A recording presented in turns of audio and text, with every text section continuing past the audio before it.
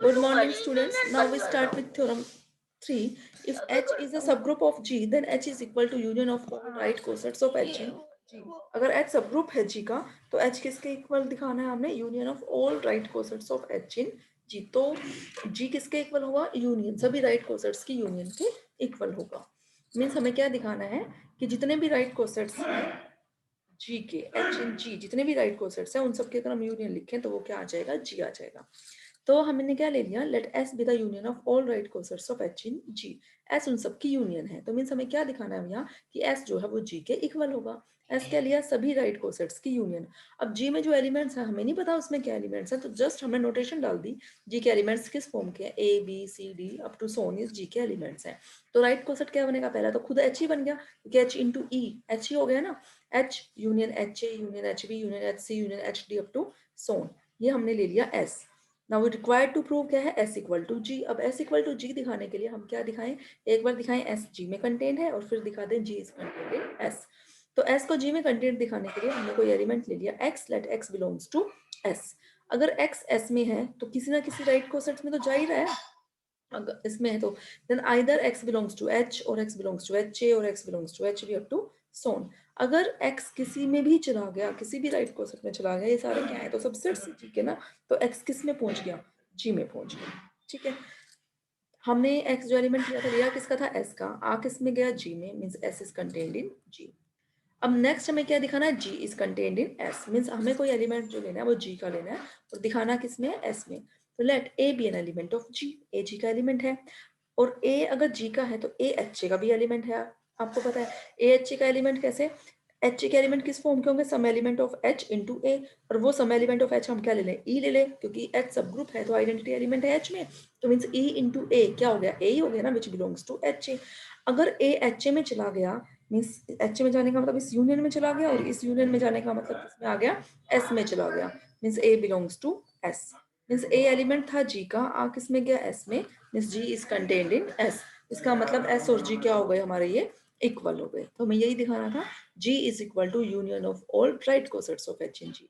Similarly, we can prove G is equal to union of all left cosets of H in G.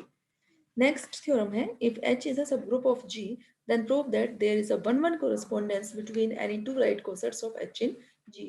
कि अगर H subgroup है G का तो हमें क्या प्रूव करना है कि there is a 1-1 correspondence होगी दो right cosets के बीच में.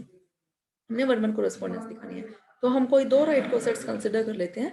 Let H and HB be any two right cosets of H in G. मान लो ये दो कोई right cosets हैं किसके? H in G में, where A and B belongs to G.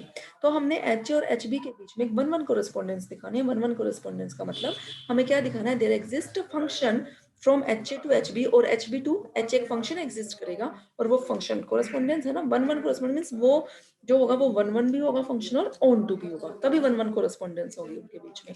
तो हमने एक फंक्शन एफ डिफाइन किया है एच ए से एच बी. कैसे डिफाइन किया कि एफ को एच ए के एलिमेंट पे लगाया. एच ए का एलिमेंट किस फॉर्म का? Some element of H into A और एलिमेंट आएगा किसका? एच बी का एलिमेंट आएगा. तो सबसे पहले जो हमने ये फंक्शन डिफाइन किया है, हम ये चेक कर रहे हैं कि जो हमने डिफाइन किया है कि क्या वो ठीक डिफाइन भी किया है. तो उसके लिए हमें क्या चेक करना है कि ये जो फंक्शन है वो वेल डिफाइंड है. और वेल डिफाइंड चेक करने के लिए हम क्या लेके दिखाते हैं कि कोई दो एलिमेंट सेम लेके चलते हैं और उनकी इमेजेस अगर सेम आ जाए तो इसका मतलब वो फंक्शन हमारा कैसा है? वेल डिफाइंड है. तो for h1 and h2 belongs to h, कोई दो एलिमेंट्स हमने किसके ले लिए? h के ले लिए. We take h1a is equal to h2a. अगर h1 और h2 कोई दो एलिमेंट्स हैं h के और हमने क्या ले लिए? मीन्स डोमेन के एलिमेंट्स को हमने इक्वल ले लिया. दो कोई भी दो एलिमेंट्स इक्वल ले लिया. h1a is equal to h2a. अगर h1a h2a इक्वल है तो h1 किसके इक्वल होगा? h2 के इक्वल होगा.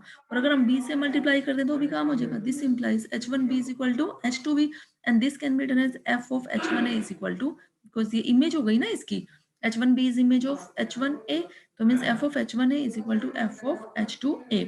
इसका मतलब अगर हमने दो एलिमेंट सेम लिए और उनकी इमेजेस सेम आ गई, मींस फंक्शन हमारा क्या है? वेल डिफाइंड है. अब हमें क्या दिखाना है? 1-1. 1-1 दिखाने में आप काम उल्टा करते हो, इमेजेस सेम लेके चलते हो और एलिमेंट्स को सेम दिखा देते हो, तो फंक्शन क्या होता है? 1-1.